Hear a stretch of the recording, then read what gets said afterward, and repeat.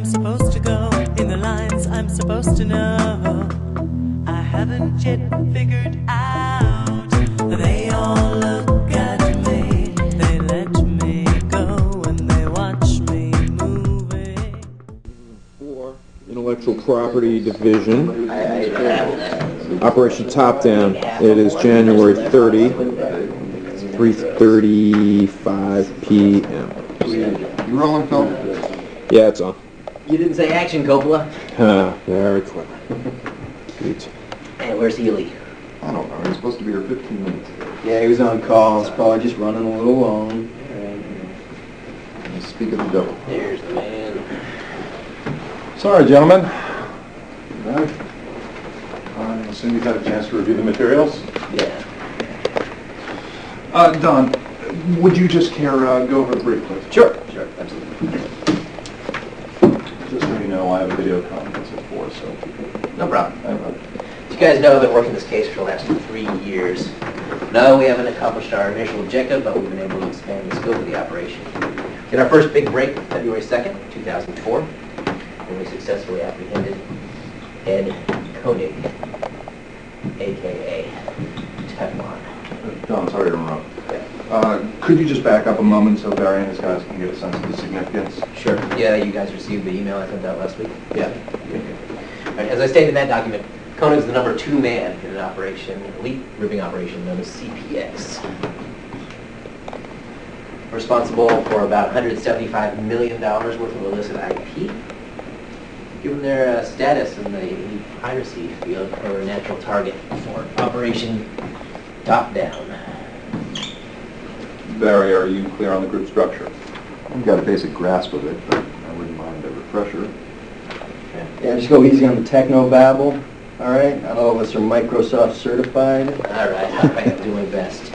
The structure differs slightly from group to group, but from what we understand, CPX's structure is pretty typical. The setup works kind of like this. Every group has a leader. Our leader's Nick is Drosan. The leader is responsible for obtaining sources, often the movies themselves, and sometimes the leader is the source himself. Is Drosan the group source? No, not in this case, but I'll get to that in a second. Below the leader, you have an affiliations guy. Our affiliations contact is Slipknot.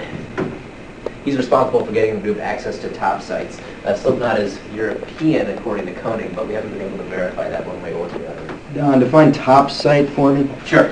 Top site is a highly encrypted FTP server. It's a computer. It's where 99% of all the pirated material on the internet gets on there. It's pretty much 20 or so of those at any given time. Okay, got it. Yeah. Next to the affiliations guy, we have an encoder. He's responsible for taking the raw DVD files and converting them into a format that's uploadable. Our encoder's name, his name is Pyro. He's American. He's young, definitely young, probably 16, 17 years old in the Midwest, I would say. There's also a courier. Our courier goes by the nick of Coda. Courier is responsible for taking the re-encoded files from the encoder and uploading them to the top site. You can get access to the top sites again from our affiliations. How does Koenig fit into this? Oh, good question. Koenig is an operations man. Pretty much oversees the entire operation, make sure everything's running smoothly. Due to his age, he's a lot older than the other guys. He's sort of a mentor, especially to Drosan. Explain to me. I met with that Koenig that one time, Right. and never understood his motivation. I mean, he's got a job, kid, an ex-wife. What the hell would he get involved in something like this? He's got no money. He's not getting money from this, right? No, he doesn't make any money, but think about it this way. His wife's out doing some other guy. His house is a dump.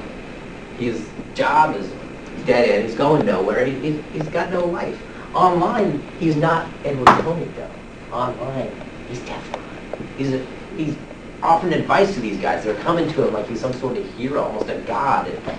He's a whole different life. How'd you get him?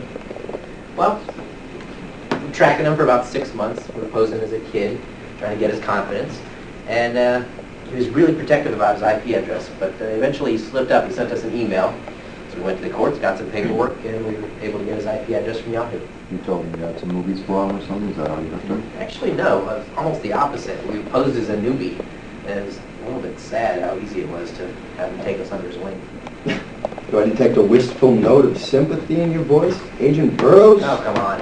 Ed and I, we spent a lot of time together. It's the same for any witness you guys have dealt with.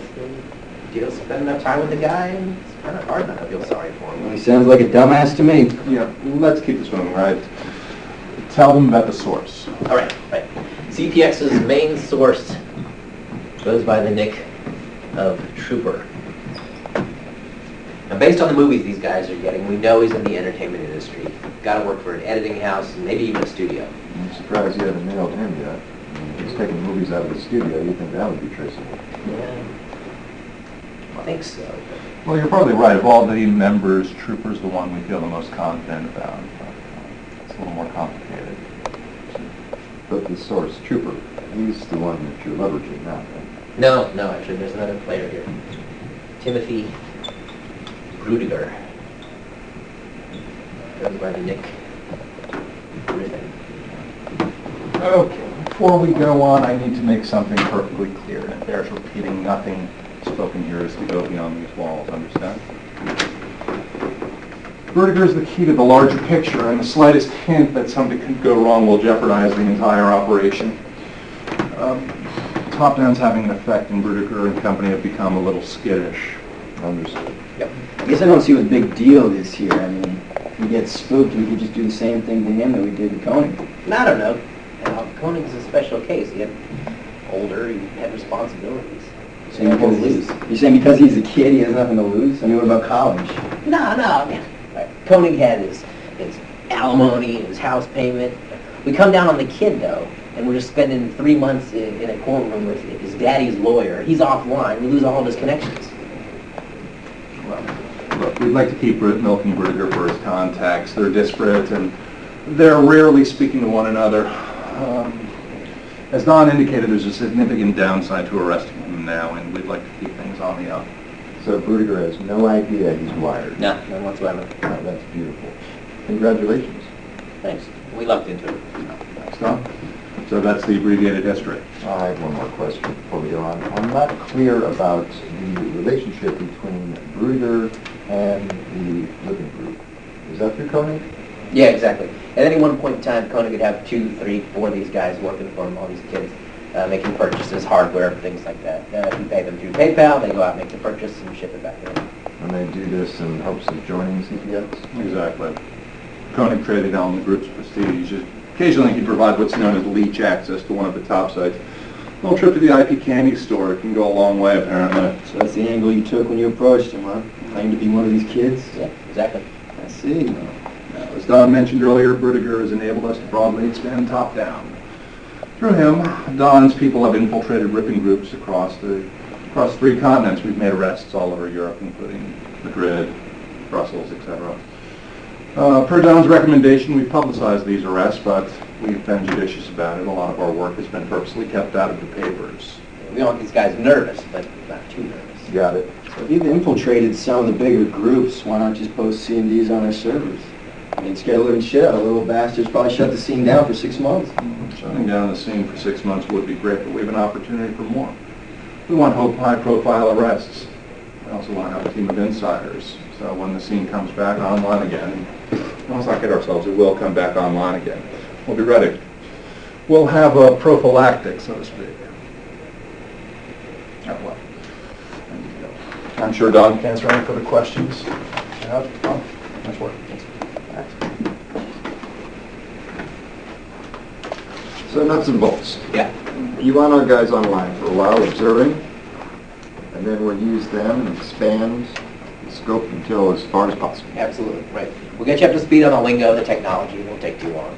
Get everyone in a room, coordinate the sting towards the end of the year. You're missing something here. I mean, why would you wait 11 months to do this thing? I mean, you can make some big busts here. Like Keely was saying, the thing will come back online no matter what we do. Forgive the youngster. He knows not the ways of the world. What's that supposed to mean? Now, in case you didn't pick up on this, Top Down is a pretty high-profile operation. The kind of operation that can help advance careers, lots of careers.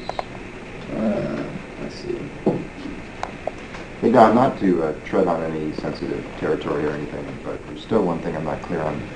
You keep referring to CPX, but that name doesn't exist anymore, right? Right, yeah. They go by a different name now, Dust.